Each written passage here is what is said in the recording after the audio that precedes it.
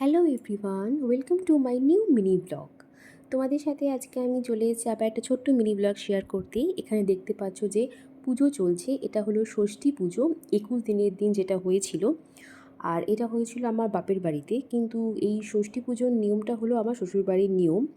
আমার বাবার বাড়িতে এরকম ষষ্ঠী পুজোর কোনো নিয়ম নেই, যেহেতু আমি আমার বাবার বাড়িতেই ছিলাম নার্সিংহোম থেকে আসার পর, সেজন্য এই পুজোটা আমার বাবার বাড়িতেই হয়েছিল।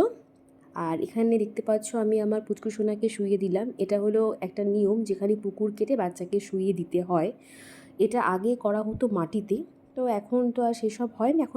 এখন মানুষ মাটি আর কোথায় পাবে, তাই সেজন্য সানের উপরই এখানে পুরোহিত মশাই পুকুর কেটে দিয়েছিলেন, আর আমি তার উপরে আমার পুচকু সোনাকে শুইয়ে দিলাম।